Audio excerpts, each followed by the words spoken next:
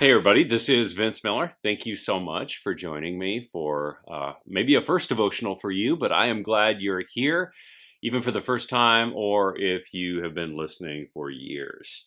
Today we're going to be in John chapter 12. I'm going to read verses 31 through 32. Jesus is speaking, and he knows that the end is near. His time has come, and then he says this to his guys. He says, "Now is the judgment of this world. Now will the ruler of this world be cast out.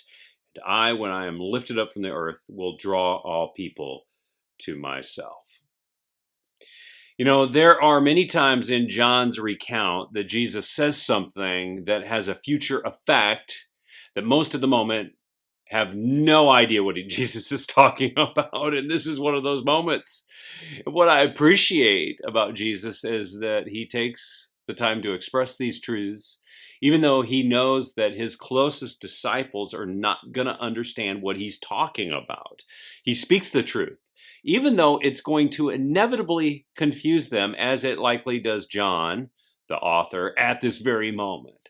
However, there's going to come a time when John does get what Jesus is talking about here. It's probably going to make sense to him somewhere between 40 days later and 60 years later, which is between the time of Jesus' ascension and the time that John actually pens this letter. And I suppose there are many times when John would return to this statement and discover new insights into Jesus, into his prophetic wisdom, his judgment, the broken world, his death, his resurrection, of course, and the message that would draw all people to Jesus.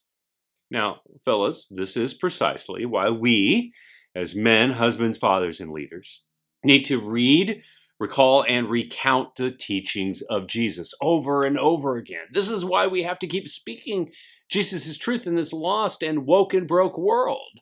We have to do this, even when our family and our friends and our colleagues have trouble accepting it, because get this, there might be a time in the unforeseen future when these people who we say these things to have a moment of clarity, a moment where something we said or stood for finally sinks into their thick skulls, and our statement of truth might be what gives them a jolt that drives them back to Jesus.